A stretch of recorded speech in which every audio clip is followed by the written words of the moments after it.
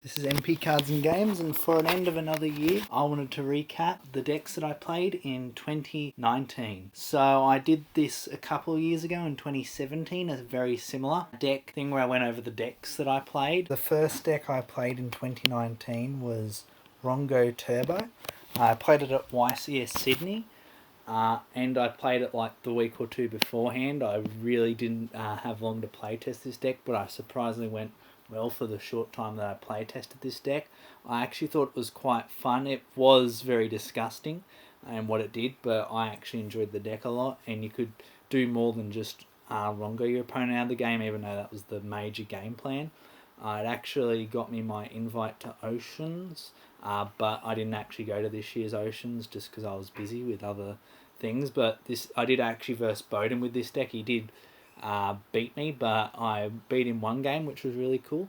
But yeah, so Rongo was the first deck I played in 2019, but then a couple of weeks after the YCS, Rongo got banned, Gumbler got banned, so then I had to change to the next deck. So the next major deck I played was Salamangrade. I played it for about 2 formats this year, and I got it because it was pretty easy to get. You could get 3 structure deck, Sunlight Wolves, and a couple of other cards, and you had a really solid deck. I did like it, but I did have some unfortunate luck with it most of the time, drawing my one of Sanctuaries for some reason all the time, and bricking occasionally. Like, I did somewhat successful with it, but not as much as I thought I would. But I eventually, by the end of those 2 formats, I just got sick of it because everyone was playing it just because it was so easily accessible.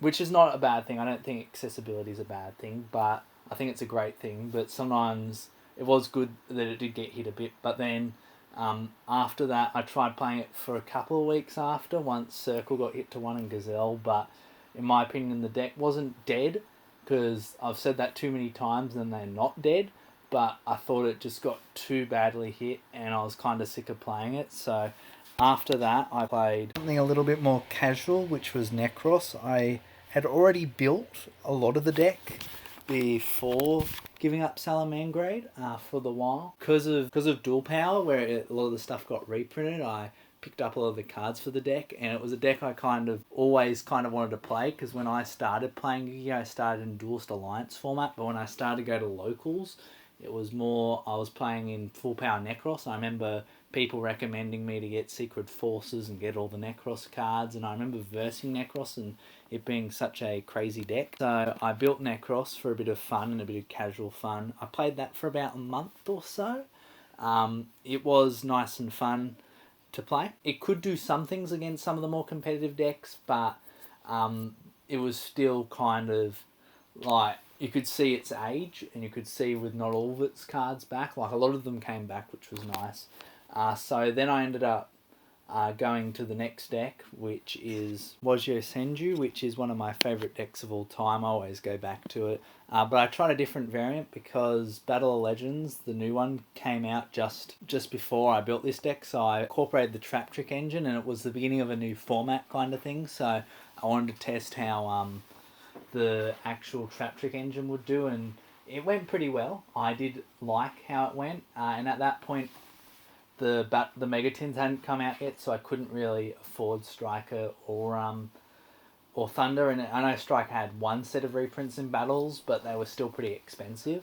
Yeah, they were still pretty expensive. But the next deck, surprisingly or not, is Ice Striker. So after the Megatins, I saved up a bit of money and also got a couple of cards as Christmas presents, and already had a couple of them and traded and stuff. So I actually built this deck for the Good Game Championships, which is a championships that our locals holds every year, and all other Good Game stores in Australia hold once a year, and that is invite only for a Good Game invite, not a standard Yu-Gi-Oh invite. I ended up bubbling it. I got only won 2 games, and if I won 3, I would have made it to top cut on that. I wasn't super great at Striker, to tell you the truth, especially once Widow Anchor got hit to 1.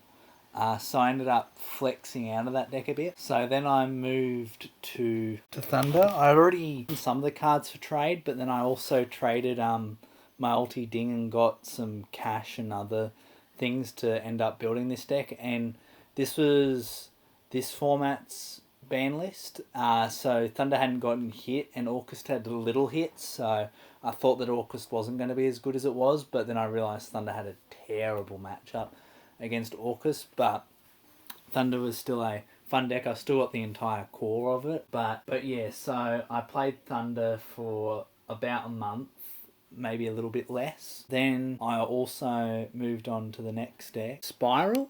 I really liked the deck back in the day, and I like playing it now. I played a going second Spiral variant where we play like Nibiru, evenly matches. It's pretty fun. I played it a couple of weeks ago, but at the moment I'm going to wait for the new support, and if anything comes off the ban list, to play it again. I know the Dark Magician card's a good support card for it, so I can't wait till that comes out. Now, the next decks that I'm playing, the last deck I played is Salad again, because I know it has a good OTK now. But I'm not 100% sure which deck I should play because YCS Sydney's coming up, so I'm play testing the best 3 decks that I own at the moment, which are Striker, Thunder, and Salad. At the moment, I'm probably not going to play Striker because I don't think I'm the best at it, even though it's probably the better out of the 3. But it's more of a fight between Salad and Thunder. I have more of the Thunder stuff, except I'm missing 2 Imperm. I only have 1. But that's also for Salad, like it's better to have 3 Imperm. But with Salad, I'm missing 2 Signet Minings. I only own 1, so it's a real fight between Salad and Thunder. I'm also missing Abalusa for both of them, but you can play them without. It just makes it a lot harder. Especially for Salad. Salad just loses to Nibiru. So it's a real fight between those two to see what I play for YCS Sydney. And if you liked this series, and I get enough comments and likes about it, I will probably continue it next year. But this is MP Cards and Games signing out. Have a happy new year.